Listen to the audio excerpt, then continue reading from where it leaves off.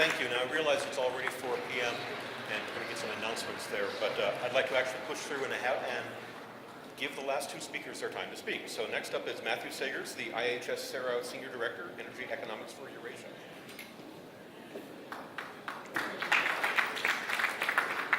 I'm very pleased to be part of such a distinguished panel. And I'm just simply going to leave you with a few thoughts about Kazakh oil, and many of them we've sort of already heard before. I think when you think about Kazakhstan and Kazakhstan's oil sector, it's very clear that there has been an enormous success story here since independence in the last 20 years. It has made Kazakhstan a global oil player in what is a fairly difficult world position here. And this has been due to a variety of factors. We've heard about the hydrocarbon resource, the government and so forth. But I think that when we look at the success that they've had, it's been both a combination of the big mega projects that we've heard the names over and over, Tengiz, Kashagan, Karachaganak. But I think what's also made them a success is that there's been a broader base of this as well.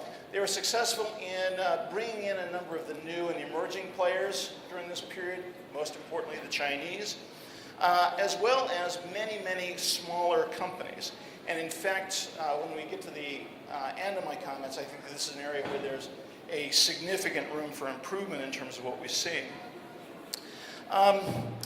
They have gone from 25th in the world a decade and a half ago, producing about 1% of the world's oil. And nowadays they've gone up to about number 16, producing about 2%. And during that time period, oil production has basically tripled. And in terms of looking at the future, over the next 2 decades, Kazakhstan could easily be in that top 10, right around the number 10 producer in the world. I think if the current trends basically continue. But one of the places I think where Kazakhstan is really going to distinguish itself is in kind of a little bit more esoteric area. This is who is going to add the most incremental oil going forward. This is a key issue that drives prices, key issue that drives policy and so forth. And here, Kazakhstan is going to be in the top 5 over the next decade. And the top 5 in the next decade are not countries that you usually think of. The top 5 in the next decade, according to IHS Sarah, Brazil, Iraq, US, Canada, and Kazakhstan.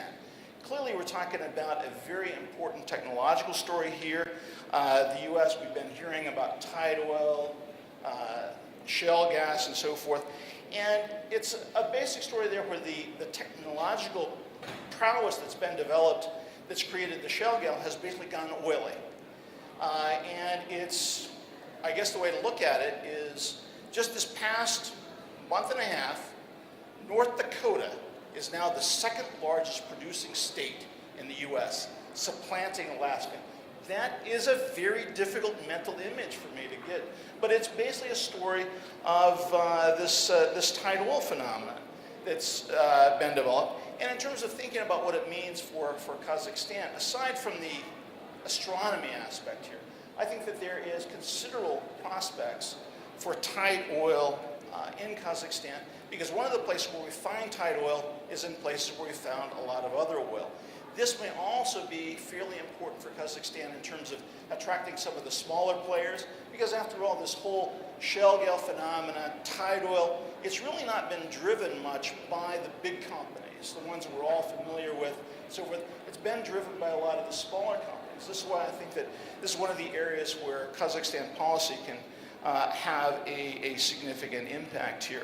Now, within the Eurasian region as a whole, if Kazakhstan is going to be playing that role internationally, it also means that within the region as a whole, Kazakhstan is the story in terms of incremental oil. Russian oil production is basically going to be flat, Azerbaijan basically declining, and that means that when you're looking at incremental oil from the region and incremental oil exports from the region, it's basically Kazakhstan is the story. Now, this change in circumstance, this change in position, I think, creates some considerable opportunities and also some challenges for Kazakhstan. And I think that the key thing going forward is, can Kazakhstan build on the momentum that it's had? Can it continue to basically create the kind of investment climate that has mobilized the billions of dollars of investments and so forth? Can they remain attractive? And we've heard a number of themes so far that it looks like that it can be done. There is still some room for improvement here. And it's an area I think that basically Kazakhstan can be rightly proud of the position that it has and kind of where it's come from, and I think its prospects going forward. With that, let me basically conclude and go Kazakhstan.